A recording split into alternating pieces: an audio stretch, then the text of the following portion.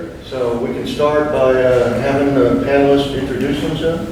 I'm Robert Colson. I'm a prof at Texas A&M University. Went to work for them on June 1, 1970. I'm Tom Payne. I'm retired Vice Chancellor and Dean of Ag at the University of Missouri. I started at Texas A&M, I think it was July the 1st, 1969, or was it 68? A long time ago. I'm Ron Billings. I'm more recent arrival to Texas. Arrived in 1973 and just recently retired from the Texas A&M Forest Service after 44 years. All right, let's go back to kind of when, Tom, you can start it, what the situation was in Texas and circumstances of your arrival. Well, I don't really know what all the situations were. I knew that the South was being eaten up by the southern pine beetle, and the timber industry was pissed off because they weren't getting help from the Forest Service to the level that they wanted, nor from the university people. There's some intrigue involved in my coming to Texas A&M at the time. I was hired into a forest entomology position. I didn't know a thing about forest entomology, and some of my colleagues, even though sitting next to me, would say I don't know anything about it today. But I was an insect behaviorist working on my graduate degree at the University of California, Riverside, under a fellow named Harry Shorey, who was a pioneer in pheromone research, but with moths. Perry Atkinson, who at the time was the department head at Texas A&M University, was looking for somebody to fill a soon-to-be vacant or vacant forest entomology position that had been held by a fellow by the name of Neil Anderson, I think. In any event, I don't know the circumstances around why the position was vacant. And it had been advertised. Atkinson was good friends with people at UC Riverside working in cotton entomology and this new field of endeavor called integrated pest management. And so I visited with him. At that time, the Southern Forest Research Institute, which Ron can tell more details about, had been formed to try and address this bark beetle problem in the South. And they brought the Boyce Thompson Institute for Plant Research out of Yonkers, New York, and Peter Boutte and his crew had been established out at Grass Valley in California prior to that. And they were working on pheromones, alternative ways of trying to deal with the insect. Well, Harry Shorey, pheromone guy in moths, me, one of his students, and it seemed to be an ideal situation to bring me in to begin to work on southern pine beetle. And I remember telling Perry Atkinson, he said, could you work on a bark beetle? And I said, oh, I can work on any insect. I mean, it doesn't matter to me. I was doing sensory physiology research, sticking electrodes in antennae, measuring antennal olfactory response with moths, which had an antennae you could see. I had never seen a bark beetle. And so when I got there, I finally found the bark beetle, but then I couldn't see any antennae on that little sucker. And trying to stick an electrode in it and get response was a real challenge. I had a lot of sleepless nights and everything else. But in any event, that's how I got to Texas A&M and got involved back in the early 60s. I'll add one note. When Alice and I drove, my wife and I drove into the state in our little Volkswagen, we'd been in the state of Texas probably 15 minutes before I was given the Texas greeting of a cracked windshield. And we just drove here, San Antonio, on Sunday, coming from Missouri, and I hadn't been in the state very long before I got another cracked windshield. So, Welcome back. thank you, thank you, Texas. Just this week. Well, let's talk about the Southern Forest Research Institute. Why was it founded and some background on that? Yeah, Ron has a little bit more history along that line that I pretty well told you what I knew about it. Okay, as Tom mentioned, back in the late 50s, early 60s, East Texas was in the midst of a very severe and increasing southern pine beetle outbreak, and much of the land in southeast Texas where the outbreak was occurring was held by the larger timber companies, back in the days when we had timber companies like Kirby and Champion and Southwest Timber. And these timberland owners were getting concerned because of the losses. And they, from what I hear, they weren't getting the response they wanted from the Forest Service as far as research. They were getting fed up with the application of BHC and diesel oil for control. Seems like more spots are treated, the more spots they had the following year. And so they decided to take the issue into their own hands and created the Southern Forest Research Institute. Each of the major timber companies tax themselves 2 cents an acre to come up with $60,000 or something per year to get started. And then about that time they heard about the work that BTI was doing out in Grass Valley with Western Pine Beetle, using pheromones and tree resistance and all that, and got interested in having that group come out to Texas.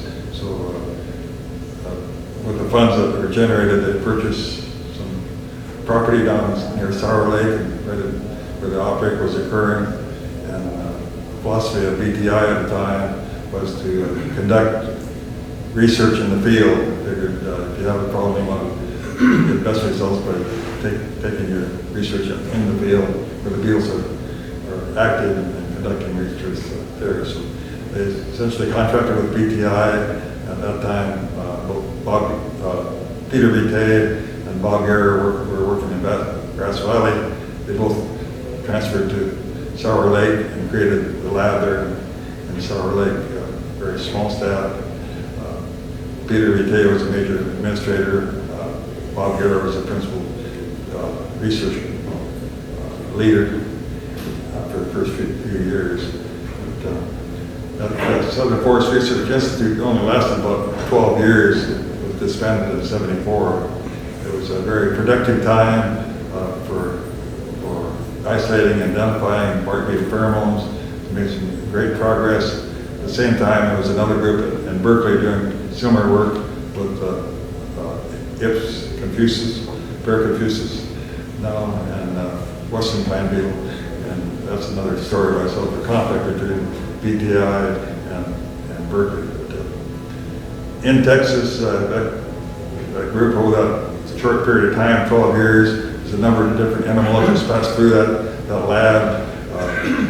Jack Coster, Leroy Williamson, Grant Dahmer, Renwick Hughes, but a whole number of people, a lot of students, or several students got their PhDs, worked with Peter and in that group. But I made a list of the publications. There's about 47 publications I could find that came out of that group in that short 12-year period.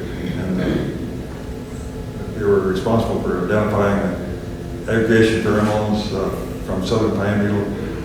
First it was verbenone and transverbenone, verbenone from the males and transverbenone from the females.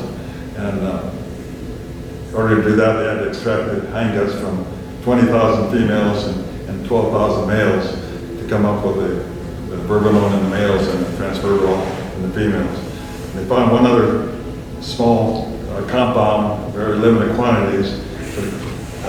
In order to get a milligram of the material enough to identify what that compound was, probably the principal aggregation pheromone for southern pine beetle, you would have to extract the hindguts from 1 million beetles in order to do it. So Peter, I think, came up with a different approach that he called differential diagnosis, was very intriguing, because at the same time, BTI was working with western pine beetle in California.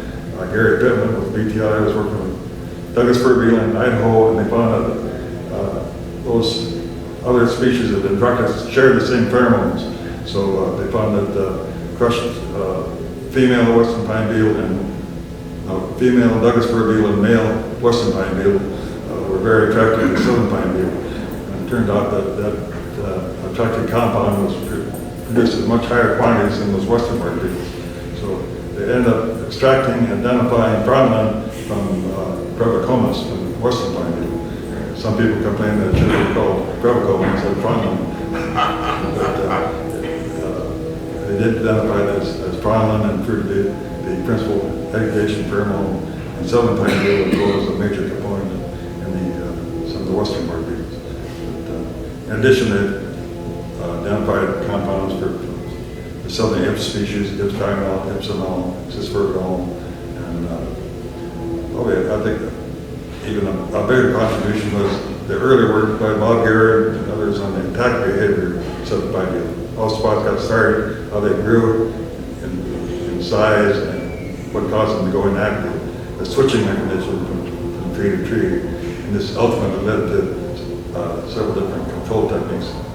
Cut and lead, for example, which is still around. And Bob was familiar with the trap tree method used in Fronlin and calculated acid that was tried experimentally in a short period of operation in East Texas. We're trying to come up with a different approach in using insecticides.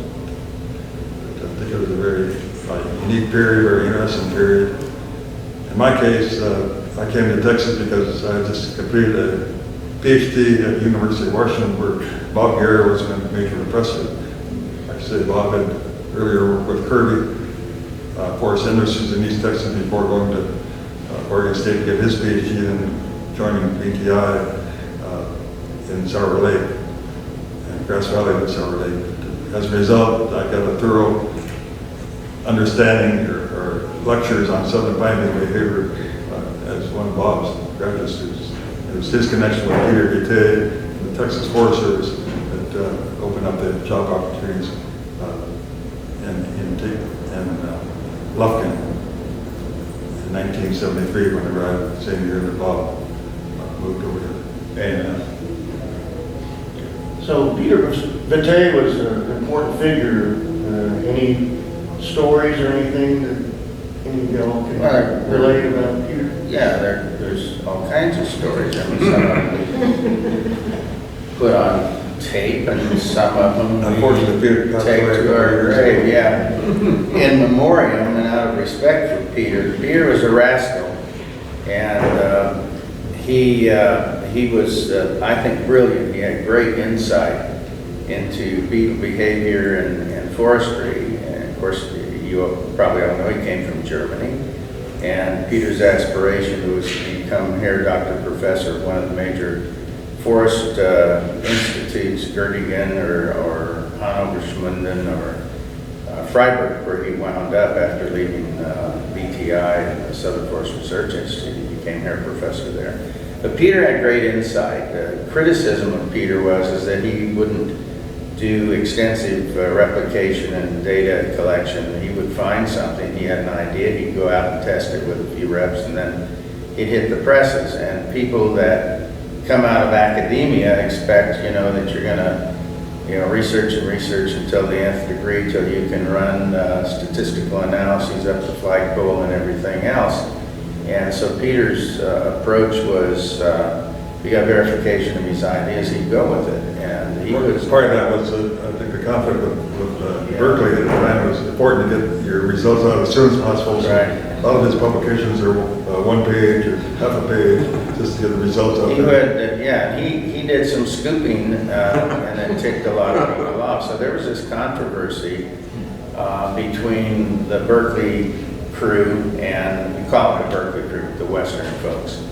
And in essence, I look at that as a stimulus for why, and maybe even not necessarily how, but why Southern forest entomology expanded and blossomed so well in the South. And Bob can go into more detail on it, but my sense of it is that we got an in fact, Bob, why don't you tell the story about how we got out there, and it was an invitation to take Bob and I out to California to visit the Berkeley people. And I think the basis of that interest was really they wanted to get an involvement in the South. I think that was the stimulus. I don't think they gave a tinker's damn about Bob and I just think we were vehicles. Now I'd be a little facetious, of course, but that was a mechanism. Why don't you tell that story? Because you tell it well. It's not an easy one today I still don't know why we got invited out there, but we did. did. Hey, you're good. This was Dave Wood invited Tom and me to go out to Berkeley and spend time in their at Berkeley. I was interested in population dynamics of insects, and they had developed procedures for extracting bark samples off of trees and then integrating them to estimate populations. They were certainly more interested in Tom's work they knew somebody from Texas was working on pheromones, and they really wanted a closer look at that. The controversy, this differential diagnosis stuff, that was serious. That got into Science magazine as a debate, and it was a pretty ugly situation all the way around. So Tom was hired to work on pheromones to basically verify in the laboratory the behavior that they were seeing in the field. And one small interruption to show the link and how this probably helped come about. While I was a student at Harry Shores at UC Riverside, Dave Wood was invited down to spend several days in the labs and give a seminar and everything. And I got to visit with Dave, and at that point, this position became apparent. And so Dave was enthusiastic about the possibility that I might go to Texas. So I had that interaction with Dave Wood at least before we ever went out to Berkeley. Well, and so the long and short of it is we were a very generous act on Dave's part, and he bankrolled the whole thing. And we went to Berkeley, and we went up to Mount Shasta, an experiment that they were conducting. It was a trap-out experiment using pheromones. And they had put traps out in a grid across a major spatial extent of forest land up there, and the idea was to see if you could use these chemicals to trap insects out. Not dissimilar to what they were trying to do with frontal lure and cacodelic acid in the south. It was a trap-out treaty or a trap-out approach. And so that sort of set the stage for our interaction with that Berkeley group. And then the Berkeley group then extended out to other people. Alan Barrington at Washington State. Ron Stark was at the University of Idaho, and he had been there at Berkeley. So all of a sudden, we had contacts with people in the West who had a long history of experience with working on bark beetle, pheromones, population dynamics, risk rating, all sorts of things. So that was our inroad into that group of people out there, which ended up with lifelong friends and colleagues, as well as we'll talk about later, opportunities for conducting research as part of the SPRAP program and the Big Bug programs that followed. And that's another story. That's how we got out there to Berkeley. Yeah. And it was fun. It was Berkeley in the 70s was a really interesting place. Fred Stevens was a student out there at that time, and that was when they were having the riots and the tear gas and Huey Newton and all that stuff. That was a really provocative time to be in the middle of the Vietnam War. Okay, there's a downside to it, of course. But yeah, that was the era. Well, I would add to that trip gave us familiarity and them with us, and then subsequently we were invited to a meeting at the Western Forest Insect Work Conference in Glenwood Springs, Colorado in 71. And Dave Wood was organizing a meeting to meet with folks who were interested in southern pine beetle. And the idea is there would be some funding, and it came out of the Hutvicker project, I believe. Am I correct? Yeah, the story on that, let me kind of summarize a little bit of what's been said here.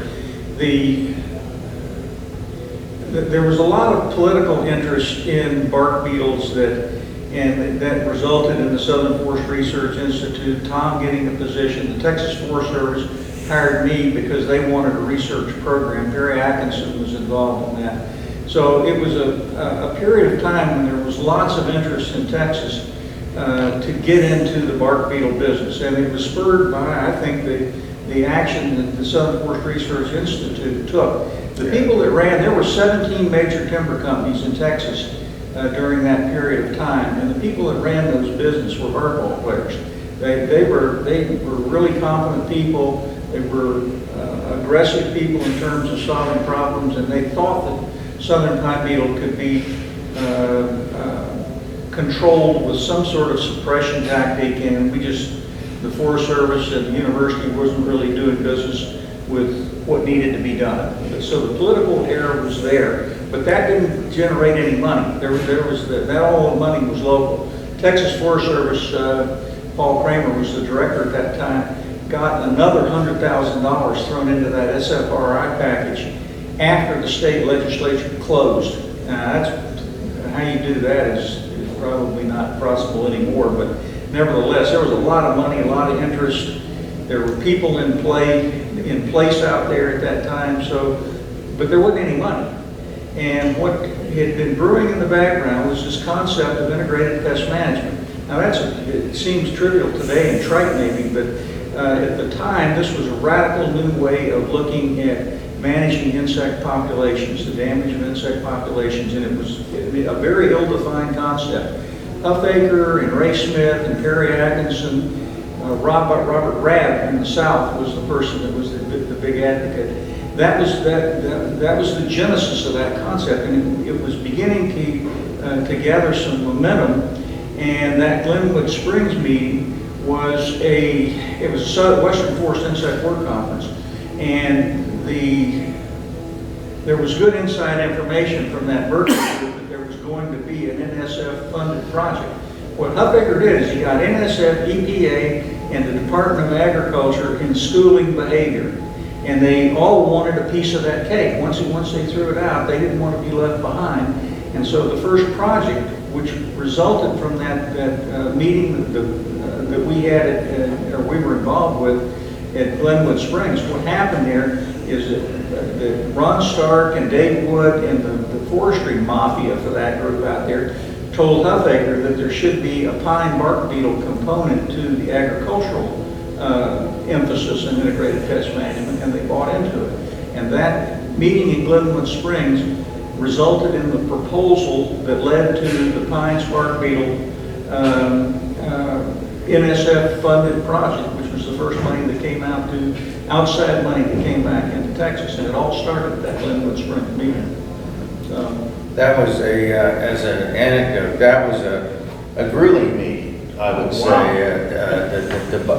debilitating in my case. Yeah, he got the flu. Berkeley group dosed everybody with a really virulent flu. The Berkeley group rented 2 Winnebagos and drove up with their faculty and their students, and they were cultivating this virulent virus inside that damn thing. And then when we met at the Glenwood Springs Lodge, in the actual room that Teddy Roosevelt had stayed in, Dave Wood was holding court in the wintertime. The radiators were blasting away, so you either had no heat or too much heat. So it was hot and humid in the room, people sitting on the floor drinking beer. And it was a perfect environment for cultivating this virus. And everybody's drinking beer. Well, the thing was that negotiations were pretty hot and heavy. There were people from Virginia Tech, Jack Heikkinen was there, and some other people from around the country, all vying for getting a piece of this action. And Bob and I were there, and Jack Coster was as well, and from SFA. And so we were in this room, and nobody would leave the room because for fear they'd be cut out. So not only were we being tested for our resistance to a virus, our ladders were off the chart. Bob and I team tagged in and out of the room, so we always had somebody there. And then Colson and I were rooming together, and he abandoned me in the middle of the night because I was dying from this virus. And I was in bed for a week afterwards, leaving that place, but the sum and substance of it is we actually got some funding. Yeah, this was outside money that came into, right. It preceded the SPREP program and the IPM program, but the gate was, I don't think that the Western Pine Beetle and Mountain Pine Beetle people particularly wanted a Southern Pine Beetle project. It cut into a third of the funding on that thing. We were relentless in terms of saying, no, we're going to be represented here. If you're going to spend money on bark beetles, we want some of them. And it worked. Yeah, Bob's project started, Pop Dynamics, and I was doing some pheromone kinds of stuff, and had an outpost at SFRI down in Sour Lake, the department at Perry Atkinson had formed a partnership, a relationship with Peter Bate, and so they allowed us to put a single wide mobile trailer on the property of Boyce Thompson with hookups. And so Bob and I would work out of this trailer, and you can imagine, I mean, We became really good dart throwers. and beer drinkers, and there were two places. There was a hayseed and maize place that we'd go shoot pool and drink beer, and and then in the morning go out and fight the cobwebs and the humidity and the mosquitoes, and donate a lot of blood to those critters down in that part of the country. A little later, it was a game hotel in Queens. That's right. In Coons. But it was an interesting time. But the part of this story, we owe a lot to everybody, of course. Perry Atkinson in particular, because he mentioned to Bob and I, he said, you got this beetle thing going. You ought to have a Southern Regional Research Project as part of the experiment station system. They have these regional research projects. So a meeting was organized for Southern Station headquarters in New Orleans. And before we left, Perry said to Bob and I, he says, you ought to go with something in your hand, a concept for what you want to do. And so Bob and I eked out a one-page outline or something, and we went to this meeting.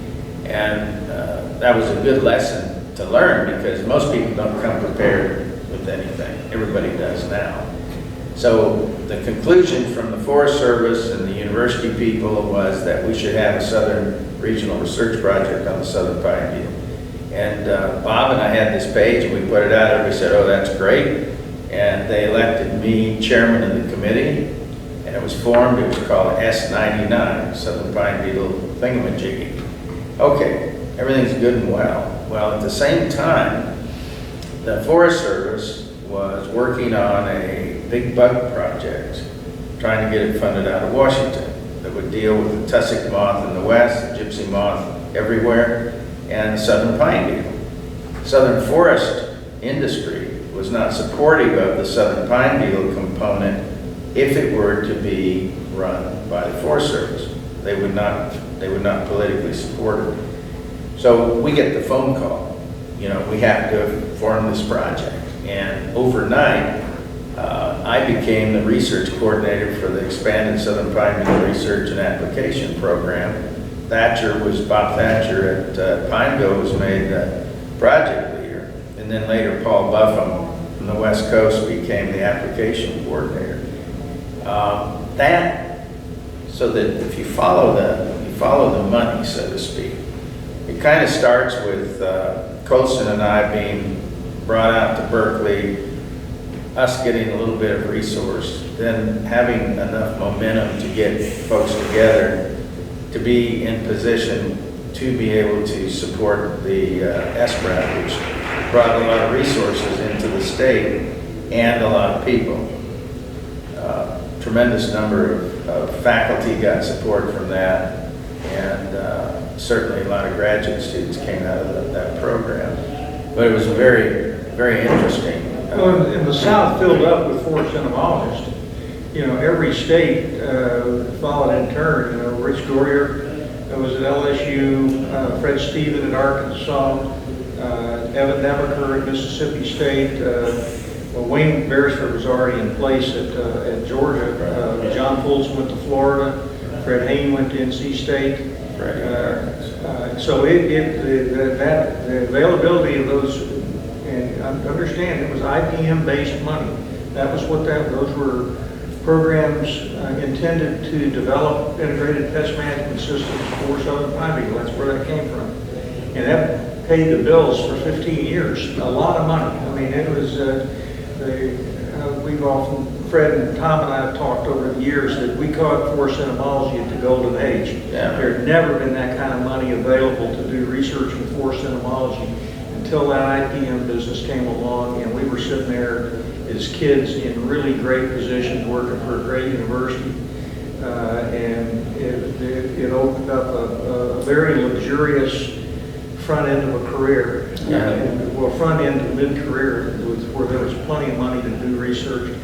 I would say also, in compliment to Tom and a cache of really great administrators that Bob Thatcher mentored. I mean, half of the people that went on to, well, all those people went on to be really accomplished administrators. Tom became a vice chancellor and dean. Jack Coster became the dean of the School of Forestry at West Virginia. Jerry Hertel was another one of them. Bill Luschner became the department head at Clemson. It just one right after another. But I can tell you that the most accountable that I've ever been in research, the most accountable I've ever been held to was in that SPRAT and IPM programs. They were in our face every 4 months for 15 years. 1 month. It was really, really intense. They were concerned, they were spending lots of money, but they were concerned that the people that they were giving the money to were doing what they said they were going to do. Well, Bob, we ask for annual reports from everybody but you. We only ask quarterly reports from you. I think there's another thing a lot of people don't know about, that when the big bug programs were formed was right when Watergate was taking place.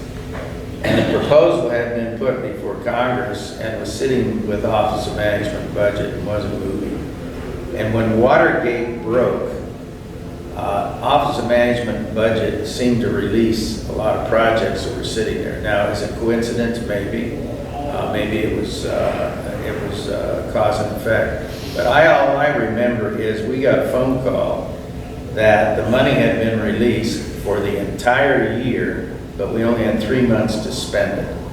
And that sent Thatcher and I all over the South, flying around to meet with presidents, deans, department heads, directors of experiment stations, project leaders with the Forest Service, to meet with them with a bag of money.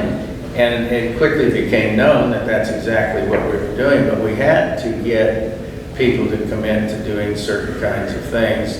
And we had a very difficult time because to get a call for proposals out that early and then put together a review team, which we ultimately had, it was very difficult to do that, but we did get the funds allocated. And it tended to work out pretty well. I mean, there were very few projects that were funded that turned out to be busts. And there are a lot of stories associated with Bob and I traveling around and meeting with these various people. I'll share just one with you. Fred Steeman had gone to Arkansas, and we wanted to convince them that Fred's focus should be on southern pine beetle. I think he might have been brought in on, I don't know, it was titmoth or Christmas trees or something. I know Fred Haman's Christmas trees. He was titmoth. And so we wanted to convince the powers to be that they ought to focus on southern pine beetles. So we went there. And I think we were somewhat successful. But anyway, the way the story goes at Arkansas is they invited Thatcher and I there on their dime. They would host us. And so the department head's name was Floyd Miner. The director was Lloyd Warren. We went out to dinner, and I don't remember all who was there, but I know that Floyd Miner was, Fred, myself, Bob Thatcher, wined and dined us and ate food and everything else. And we were to send our bill to them, you know, plane fare and everything else. And I got a note from Fred saying we need a, receipt for your expenditures. We hadn't kept anything. I mean, we were a little bit loose back then. So I wrote out all of our expenses on a cocktail napkin and sent it to Fred Steeman, who turned it in to the people at Arkansas. It caused a lot of commotion, but they did fund it. So I always remember that. One last thing I will say too, that was, I think, very precedent-setting for the Forest Service. When the money was released for the expanded Southern Pine Beetle Research and Application Program, it was released into the regions. I mean, the money was actually put in the back. Southern region had one, Asheville had money, et cetera, et cetera. I mean, it was in their accounts. And the directors, at least a couple of them, started spending it. They started spending it on what they thought was important for Southern Pine Beetle. That wasn't the way the program was set up. Thatcher and I reported to the Undersecretary of Agriculture. Bob was on loan from the Forest Service. I was on loan from the university on IPAs. And I remember when that happened, and Bob mentioned it, and I said, they can't do that. They're bank accounts. They're nothing more than bank accounts, and we've got the checkbook. And of course, they didn't pay attention, Bob being a Forest Service employee. So the Undersecretary of Agriculture did a little manipulation up at the upper echelons, and all the money got put back in the accounts from the directors of these stations. And that was brand new for them, because they'd never had money put in their budgets that they weren't allowed to spend. And that caused a little bit of tension, as you might imagine, to have somebody else telling them how to spend money in their accounts. But all in all, it worked fairly well. Well, let's go back to the late 60s. What was the state of knowledge of southern pine beetle? I mean, where did the concept of spot growth, did all that come out of that Sour Lake? Quite a bit of it came from early studies by Bob Gare and Peter V. Taylor on how spots were initiated and how they grew from tree to tree, the switching mechanism, and they were able to, by eliminating that pressure tab, cause the beetle to disperse. So I think there's some Yeah, I think the classical field experiments to demonstrate the behavior. Yeah, and the pheromone work set the stage for observing the behavior of the insect, what they were doing. And the work that Fred Stephen and I did was looking at how populations of insects were involved in the growth of infestation. So we looked at population dynamics from a numerical standpoint, whereas the behaviors we're looking at it from a chemical standpoint. And Stevens group developed a model of population dynamics, affectionately known as the hog model. And we developed at A&M developed one called Tam Beetle, which was a simulation model of infestation growth over about a 90-day period. That was a reasonably good mimic of what actually happened in the field. It dealt with within tree populations and the expansion of the production of beetles from one tree and a movement to another, and involved some things, fairly simple ideas of nearest neighbor, which was the foundation for that. Behavior established the foundation for that nearest neighbor approach and that sort of thing. So there were two angles of it. Tom's group and what Ron and SFRI and BT was doing was mostly behavior, and what we were doing was population dynamics with numerical work. One of my early concerns, I guess, was that since much of this research was done at the university level, it seemed like much of the field sampling was limited to the summer periods when classes were out. I got interested in the seasonal behavior, the fact that the southern pine beetle was doing something different in different seasons of the year. Actually, when I first got to Texas in '73, since we took over Bob's job as principal entomologist and head of the pest control section, my boss, John Wood, told me that you're not going to do any research. You're going to be involved in just operations, improving operations. That same year, Texas Forest Service implemented the first computerized operations information system, putting all the operational data on computer cards.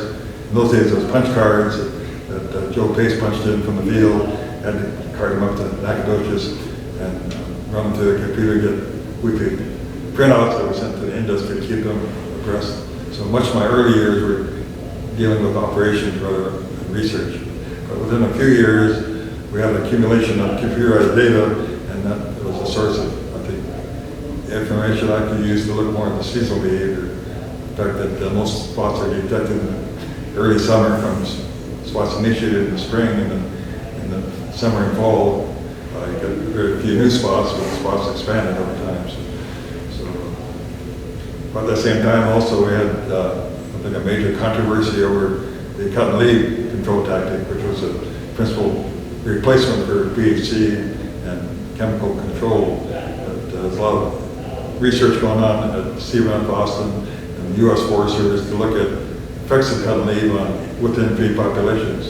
And the results were variable, but just based on reducing beetle populations within trees, you couldn't really justify cut and leave. because a lot of beetles survive from those downed trees.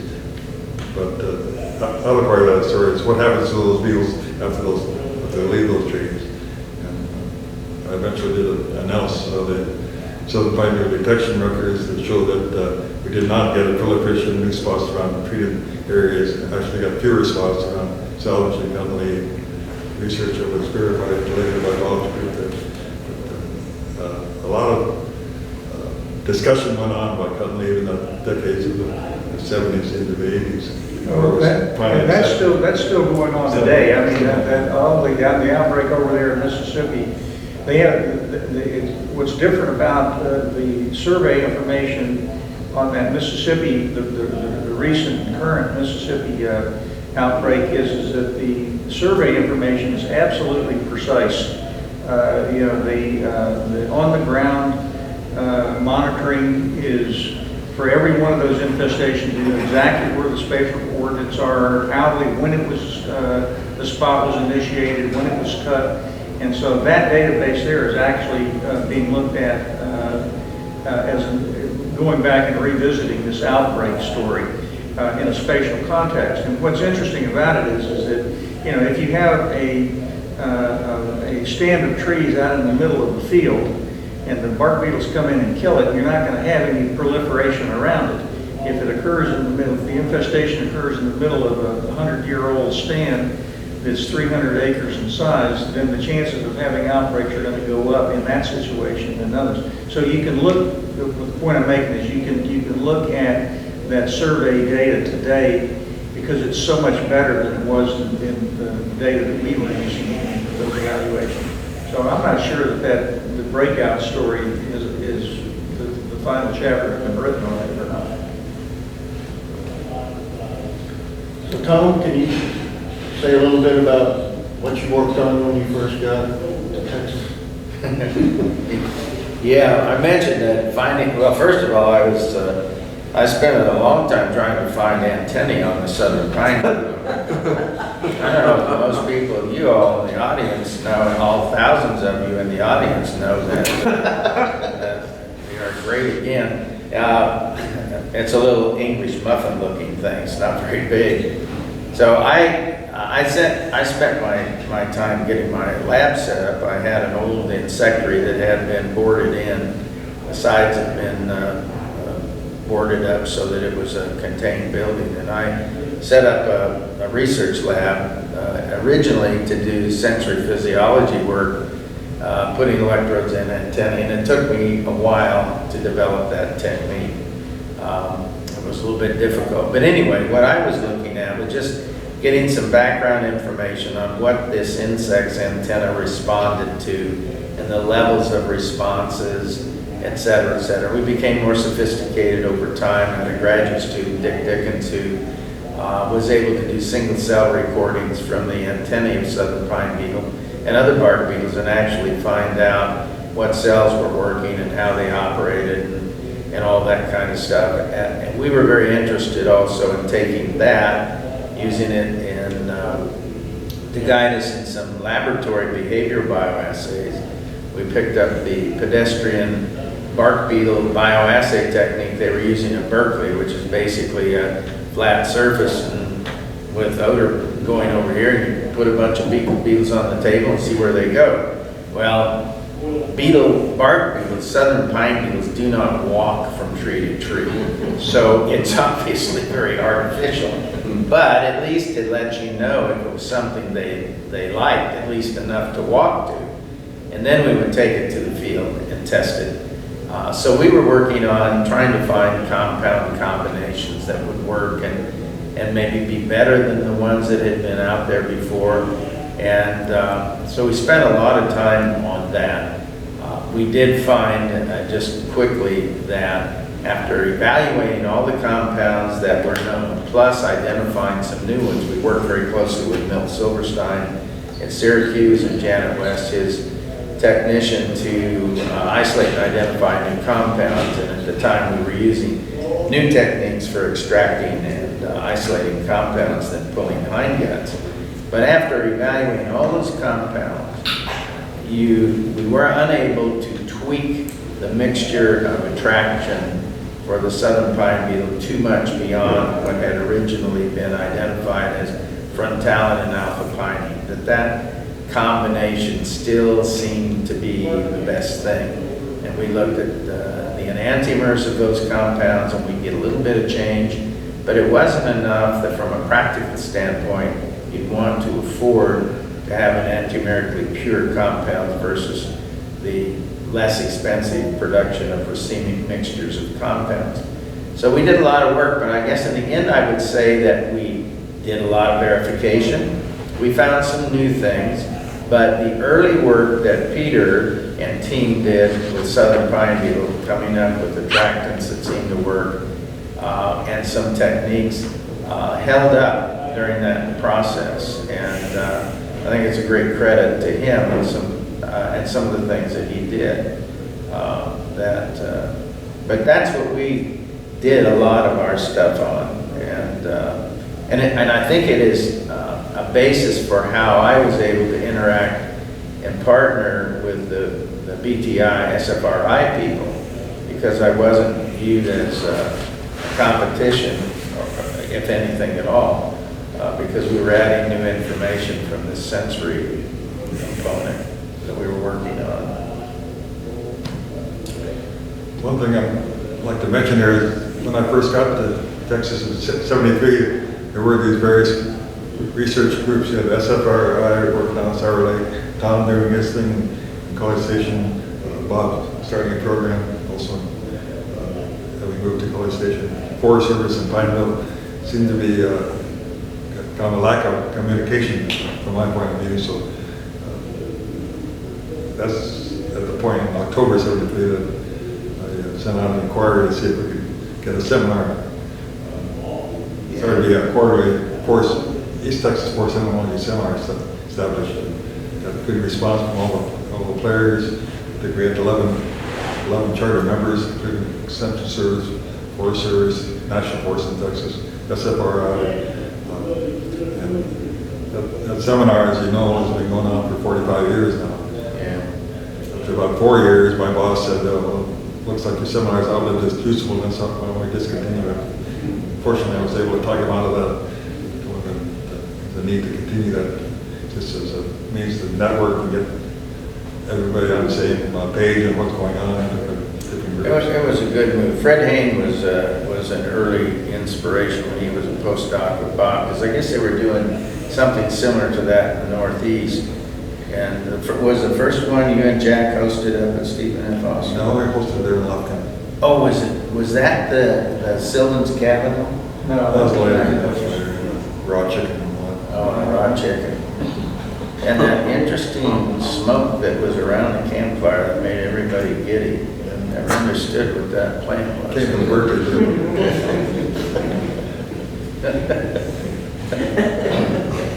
So you mentioned the Boyce Thompson Institute. How did they become involved with the Southern Forest Research? Well, I think Ron had mentioned that, but Ron has familiarity with that. Yeah, the group of forest industry, the SFRI, got worried somehow of the work that was going on, research work going on in Grass Valley, California, by BTI, working on pheromones, oleoresin, exudation pressure, and resistance of ponderosa pine, western pine beetle, and got interested in trying that approach on southern pine beetle. So essentially invited BTI to come over to East Texas. We put up some funding to establish a lab, donated a couple hundred acres there in Sour Lake. As a result, it was funded initially entirely by East Texas Forest Industries. Texas Forest Service came in the later time and got some state funding to support it from probably 1970 to 74. And there was a chairman of was Ollie Crawford chairman of Yeah, Ollie Crawford. Which George company was Stanley with it? Kirby was involved. Yeah. What company was Board of that? Directors. Ollie. Southwest Timber. Yeah, later Temple East, because a lot of their stuff merged. Yeah, George was champion. Yeah. Actually, there's a group called the Texas Forest Pest Committee, which is part of the Texas Forestry Association and had representatives of various timber companies. It was that group that got the SNRI started. So, you know, if you look at, I'm sitting here listening to all this and thinking, so all of these parts played, all these entities played a very important part in how funding ultimately came that way. There were stimuli, plus, minus, etc.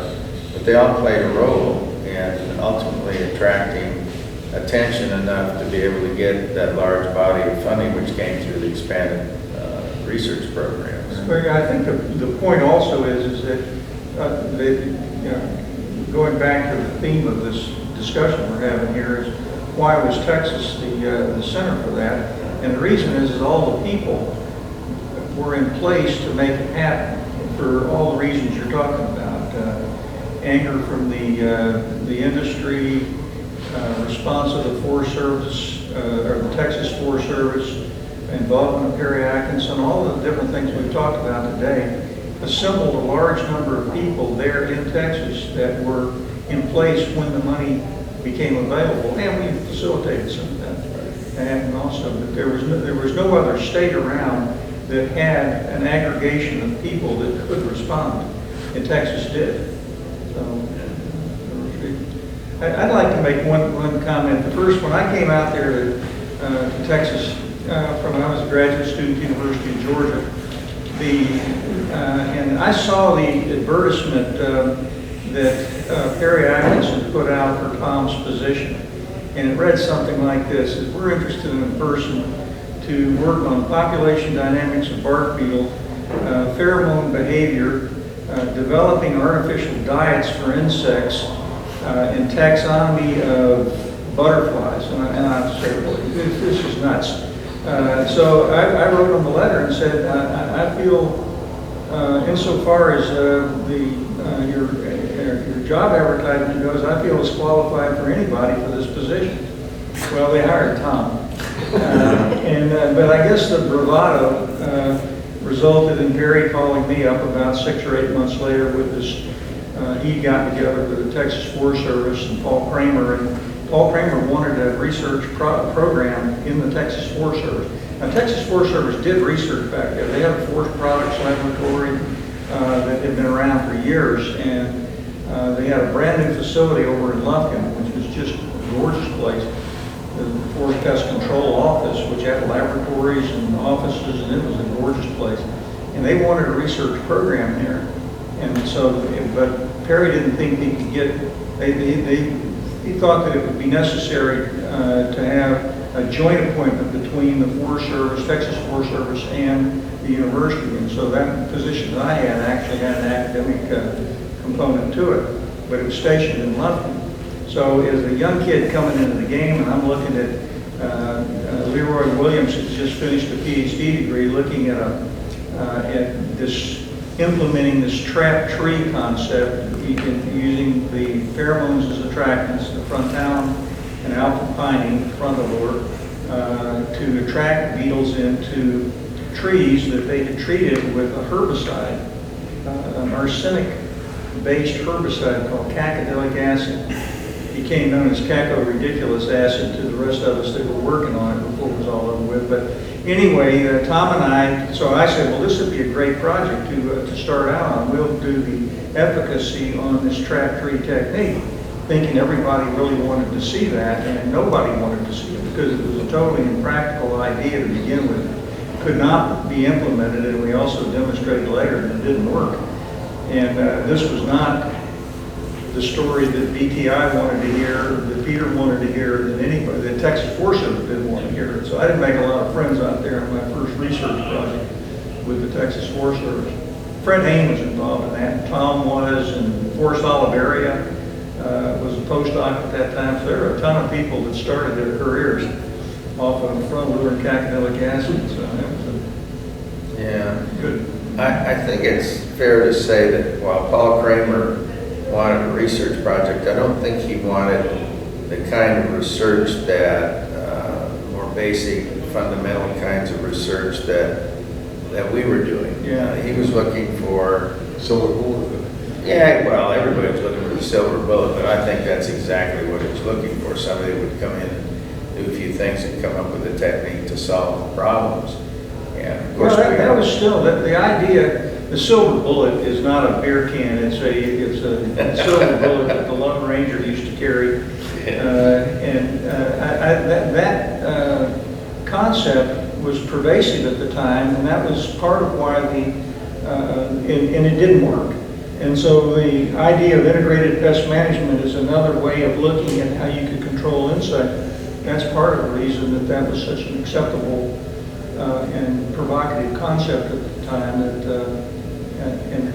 And that led to it wasn't direct control procedures for southern pine beetle that led to the money. It was the concept of integrated pest management that opened the gate. There have been a number of silver bullets tried in East Texas. Seemed to be a hotbed for those methods. I remember Pestroid, of course. Yeah. Verminol. What was No, that? wait a minute, that's what Coster and I, it works. What is Pestroid? Pestroid was another systemic chemical you painted on, shade down the bark of the tree and painted on it. It's supposed to take it up the tree and poison the beetles. The craziest one was Vartamite. Yeah, Vartamite. Oh, gosh. Vartamite was Tom and I actually were, Mr. Vardaman, who owned this consulting company, came to us and asked us if we would assess the treatments that they were putting out with Vartamite. And I said, well, what's Vartamite? And he said, well, I can't tell you, that's proprietary. And I said, well, I'm not going anywhere to know what it is. And it turned out it was something like methylparathion administered in a compound called DMSO. That's the stuff that you can touch and taste in your mouth. Okay, I mean, and I said, look, Makes your hair. we had to sign some sort of agreement that we wouldn't divulge. I what wouldn't was divulge or tell anybody. And, Yeah, and when I found out what it was, I said, there's no possible way you're ever going to get any sort of a clearance for to use this in any operational sense. But to Mr. Vartamite's credit, he said, let me tell you why we're interested in a direct control procedure, is that we had consulting offices all over the South.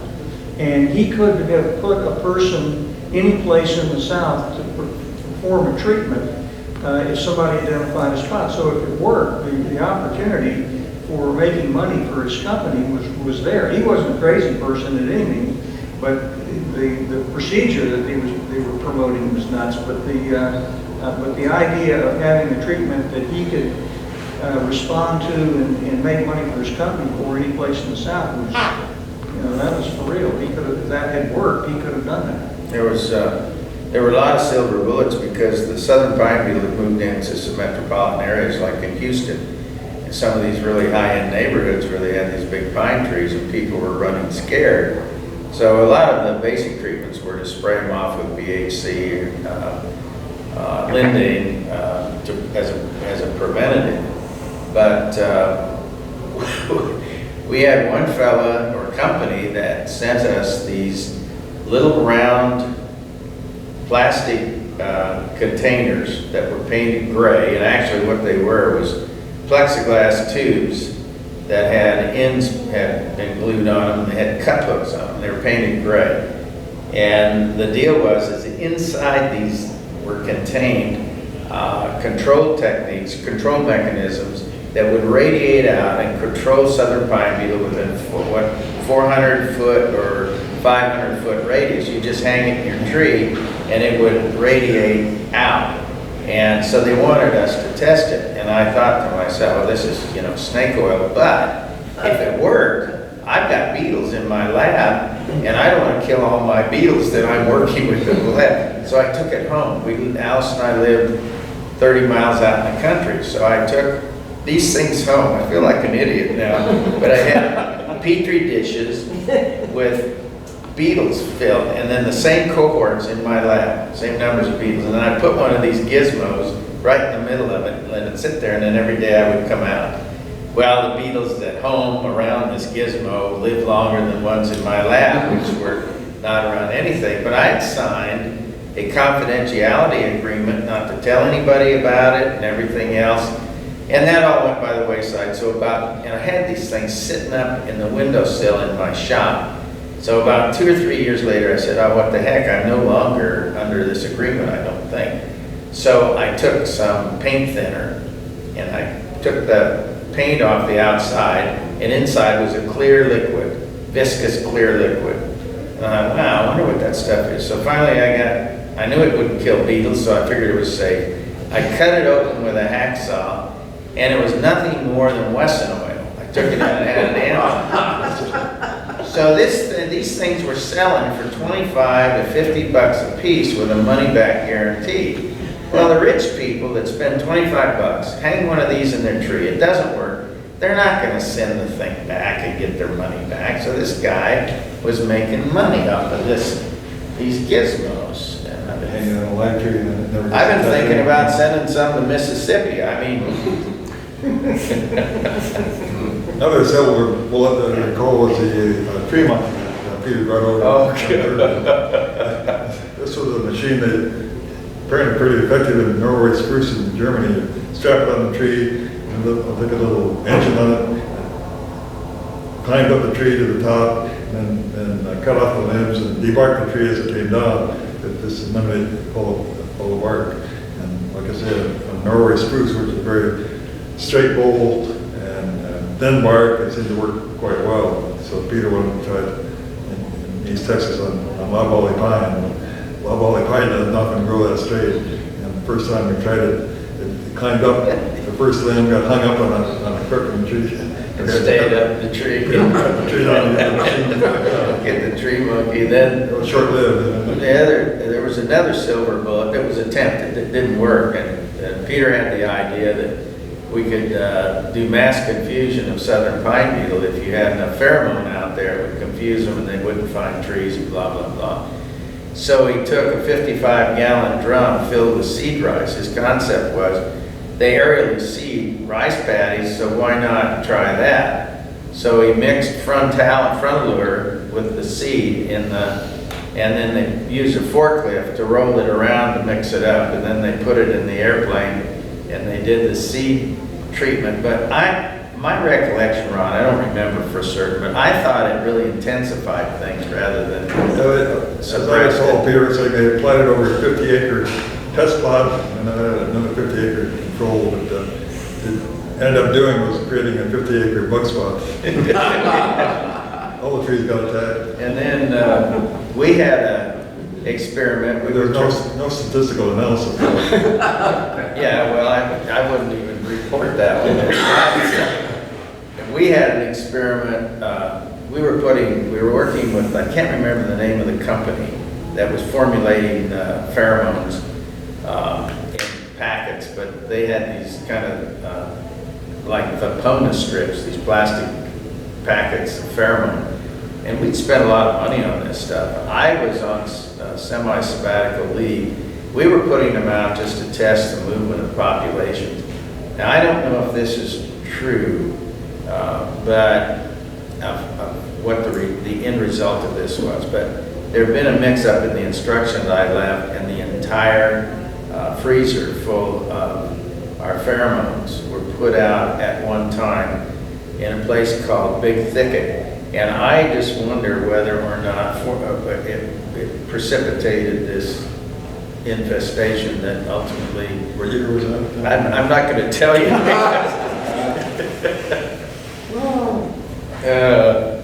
But all of us going through this and working out kinks and everything have funny stories to tell about stuff that went on in the woods. But in the end result, I think we moved the ball forward a little bit.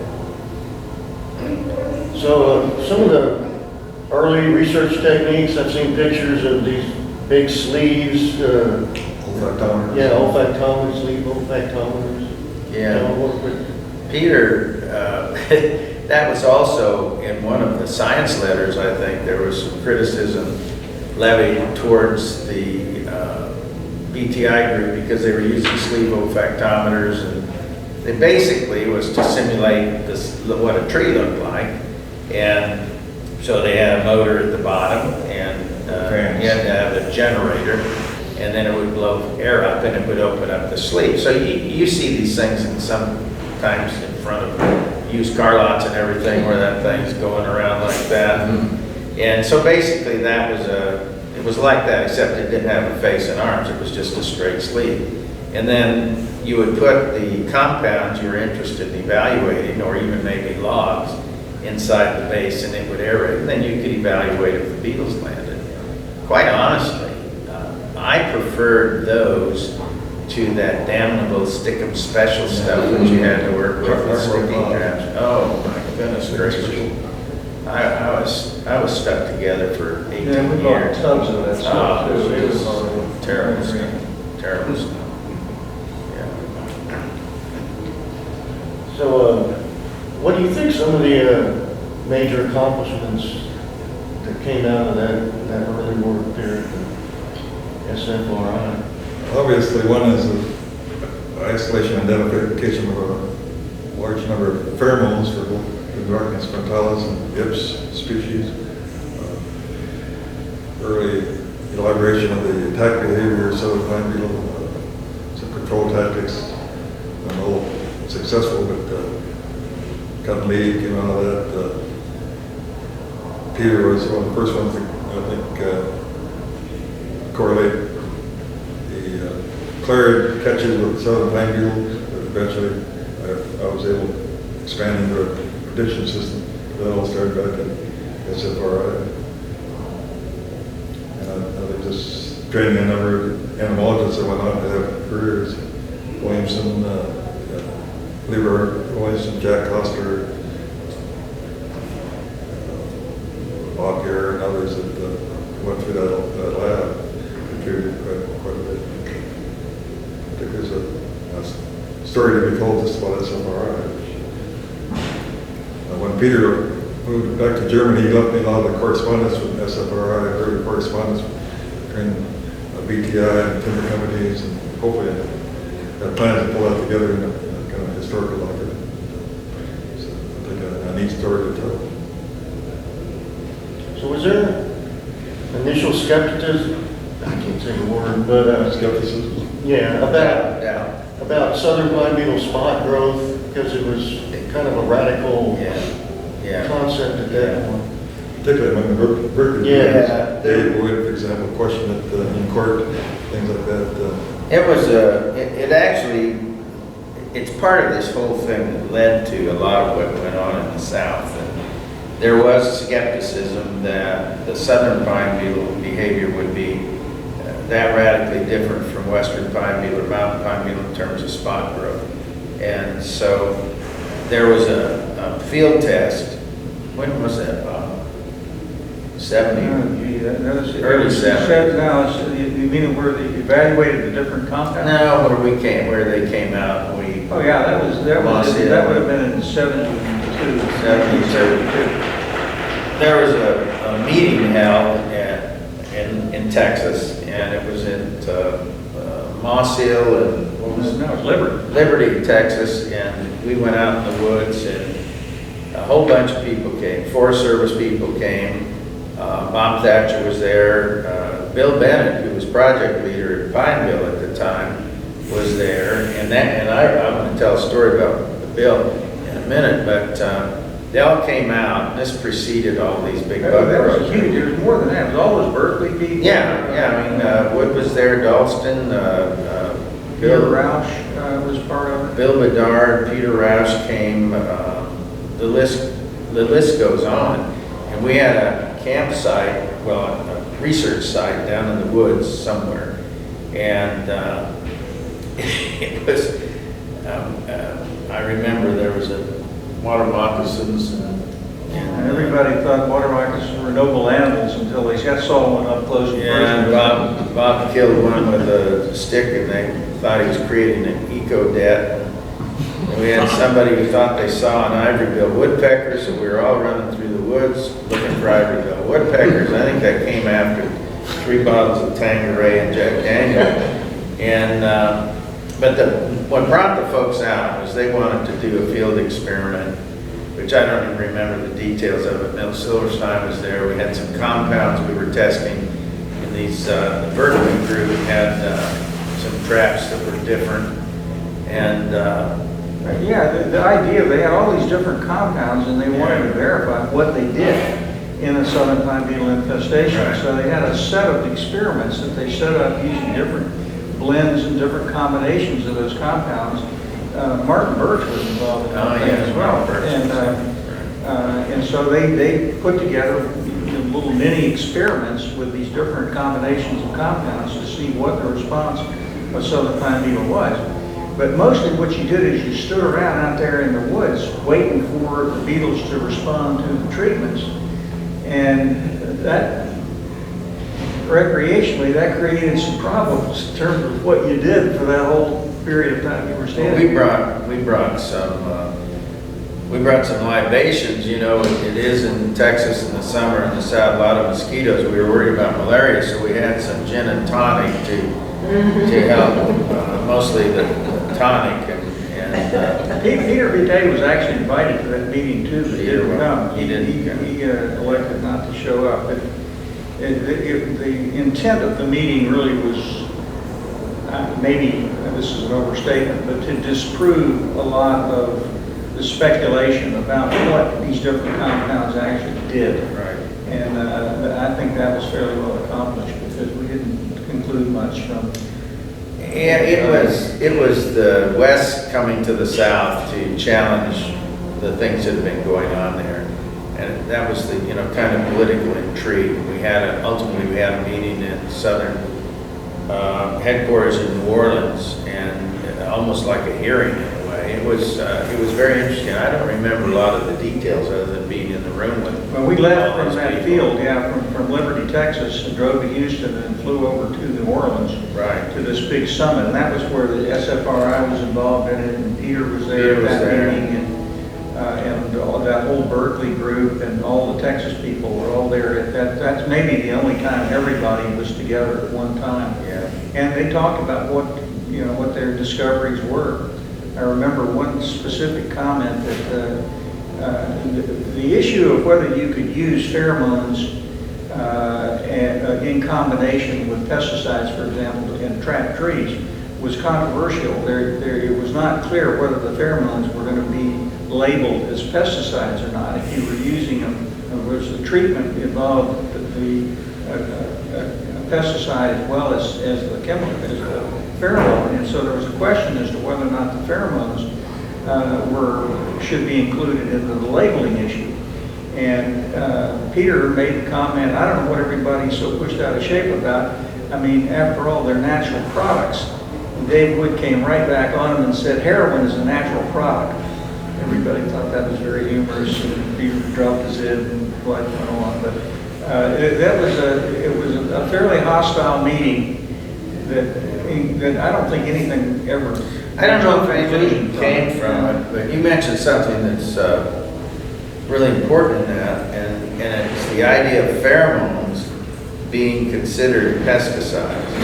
And at that time, there were hearings being held by EPA because this was a great controversy, and it was more than just the bark beetle people concerned about it, or people with Lepidopterous insects that were using for cervix. And I remember being in some meetings in reference to that, and trying to show them the concentrations that are released in any of the traps that we use, and the concentrations that exist naturally in the ecosystem from the insects that we're trying to attract. So even though you're putting out a certain amount, there's an amount out there that's even far greater. You're just focusing it to try and get EPA so that they didn't brand it as a pesticide, which meant then that it had to go through all of the various tests, teratogenic, carcinogenic, yada, yada, yada. And we got some relief on that, but there were a lot of people working on that at the time. So we didn't get stuck with that, because it would have, really made it a tough animal to work with. We'd have to do all those verifications. You said you had a story about Bill Bennett? Oh, yeah, thanks. So the bug programs, the big bug programs were starting to emerge as being planned by the Forest Service. And I don't remember where we were. We were in a hotel room somewhere. Bill Bennett was sitting there. Bill Bennett was the project leader in Pineville Yeah. at the time. That's who this person was. And so Bill was, he was along in his career, but I remember Bill saying that I'm not going to stick around for all of that stuff. And he retired after that. Yeah, I don't know that looking at what was coming, I don't know if he retired because of you and me. He didn't want to stick around because we were coming. that certainly contributed to it. I remember him saying, smiling and saying, I'm getting out, I'm going to leave it to you guys. Well, and Bob Thatcher, he was towards Bill Bennett, who was a genuinely marvelous human being. He'd run the project over there at Pineville, taking a lot of heat for who's responsible for the southern pine beetle outbreak. And so he was a person that had been fairly well beat up by everybody for reasons that were not justified, in my opinion. But he was a really marvelous person. And Bob Thatcher had just finished a PhD degree at Auburn and was a Forest Service employee. And there were some, I don't think that he quit because he was, I think he just saw the job was something that was more involved than he wanted to get involved with at that time in his career. Yeah. And Thatcher was young and well, he wasn't a spring chicken. I mean, he had worked for the Forest Service, gone back, got a PhD degree, and then was pretty much primed to take over the leadership of that, the SPB program. Yeah, he did a marvelous job. I mean, Thatcher did. Yeah, he did. The job he did was amazing. I think Bill was towards the end of his career, and he was looking at this as another 4-year kind of thing, and he just didn't want to have. Well, lots of travel, lots of Yeah. interaction with people beyond the unit, and I think he just was. I also think he looked at you and me and said, I don't want to work with these suckers. That could be. And during, Bob Thatcher did his PhD work on seasonal behavior in southern pine beetle in East Texas. I understand in the late 50s, like when the outbreak was starting up, started in 57, and continued on until 81 to finally disappeared. Well, I mean, we sampled the damn thing to death. When you take these discs off all those trees, take the bark beetles out of the forest, they doesn't leave any bark beetles. Took us 20 years. Yeah. So we're getting close to the end, so any of y'all like to make any final comments about the importance of what went on back in that era? I guess maybe the thing that strikes me is that there was a good deal of serendipity that brought together a core of people that could initially respond to the availability, well, the creation of and the availability of new resources, dollar resources to do research. And that happened in Texas. And for all the reasons that we talked about here in the last hour or so. The outbreak was in Texas, the SFRI was in Texas, BTI came to Texas, Tom was hired, I was hired, Jack Koster was hired by the Extension Service and ended up at SFA. So there was just a concentrated core of people who could respond, and that didn't occur anywhere else in the South. So I think that's the reason, those set of reasons are why the game started in Texas and then it spread out and became a South-wide issue. I think that was an interesting time because also the beginning of other technology, chemical ecology and analysis of chemicals, computer technology just getting started in the late 70s, early 80s. It all happened kind of coincide during that decades. You're right about that. The first time when I moved from Lufkin over to College Station, the first thing that I did was enrolled in a class in the introductory course of computer science in the computer science program because I saw that coming. This is going to be, we're going to be playing the numerical game in population dynamics. It was going to be done through computers. And, Fortran program. Yeah, mainframe computers. You could work from 12 to 8 in the morning because all day long the computers were used for administrative purposes. And only data on punch cards. I remember one of my last classes at the university was how to use a slide rule, so it kind of dates me. Yeah. These people don't even know what a slide rule is. Well, Steve, I think that what maybe we cryptically outlined was a bunch of events that took place over a period of time that showed the passion and interest of individuals in working on this incredibly complex problem and how important it is. But I think the overarching thing to me are the personalities of people and the talent and the fact that people would be willing to work together. And Most of the time. yeah, and well, if everybody got along all the time, we wouldn't be here talking. It's just, there was, It was a competitive environment. It wasn't particularly Yeah. congenial, but it wasn't hostile either. We all got together twice a year at the East Texas Forest Entomology Seminar, and if you had a point of view, you could express that point of view, and that everybody was respectful of everyone else. They didn't agree with each other, but there were no fist fights or no, there were battles.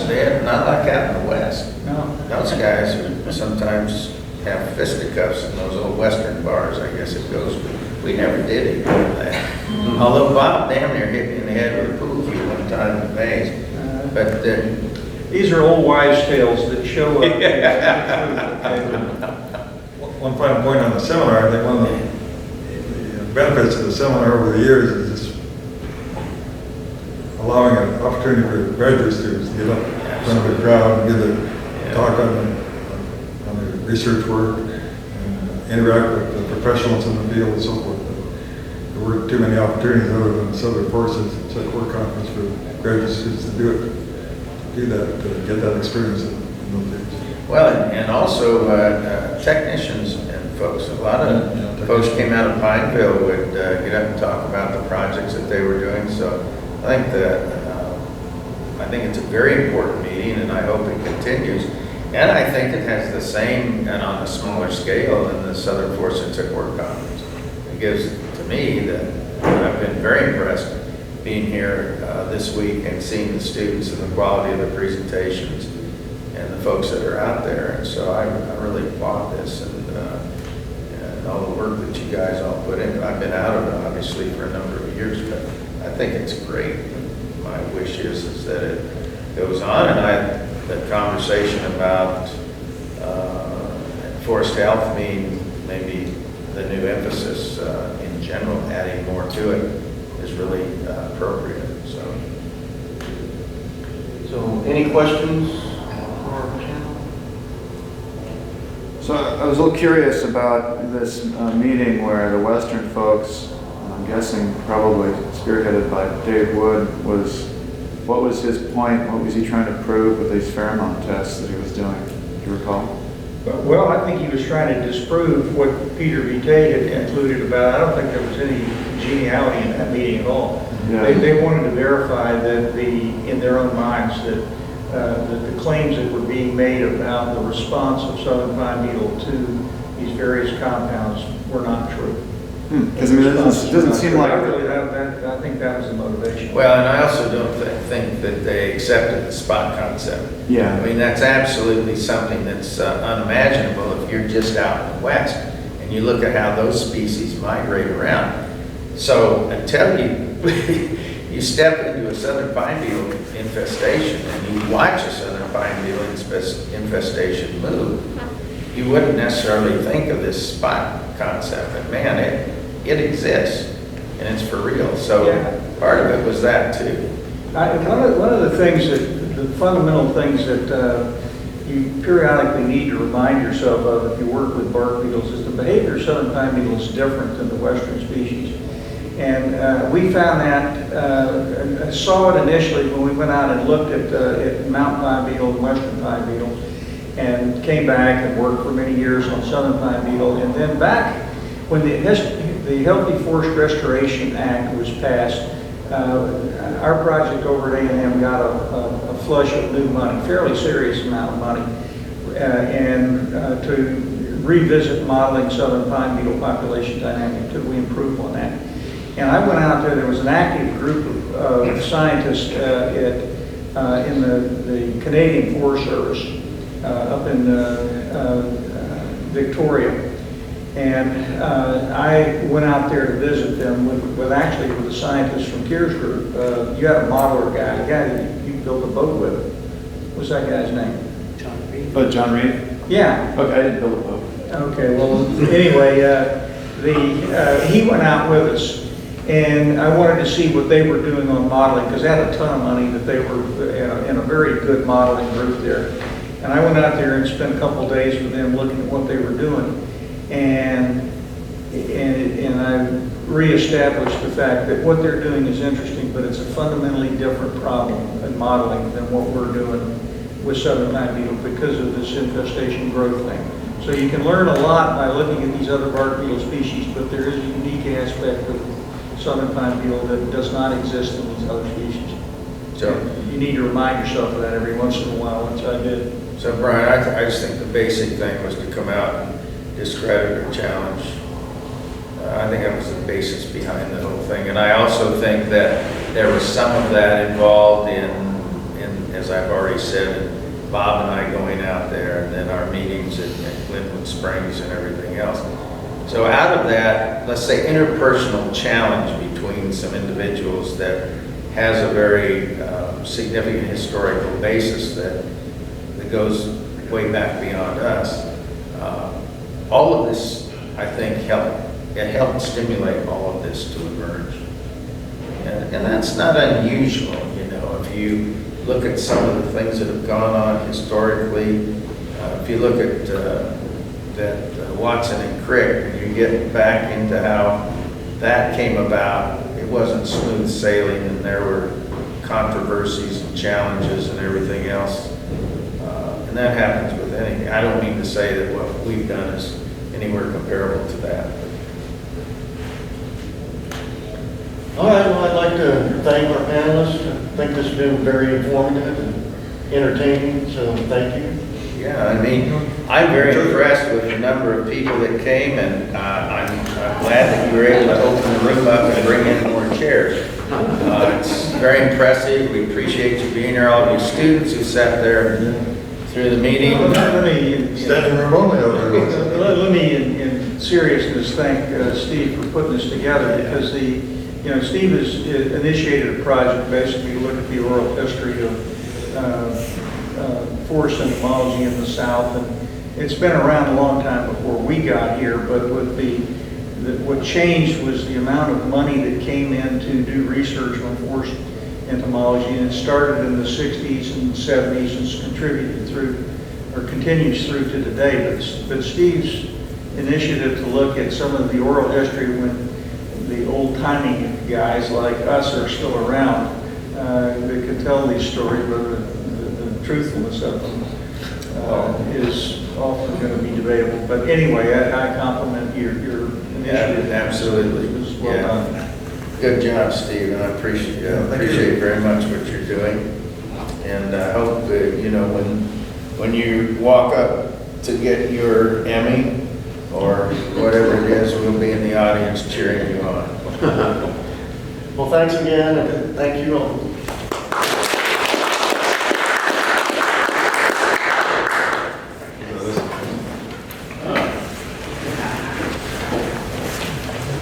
Have the kids.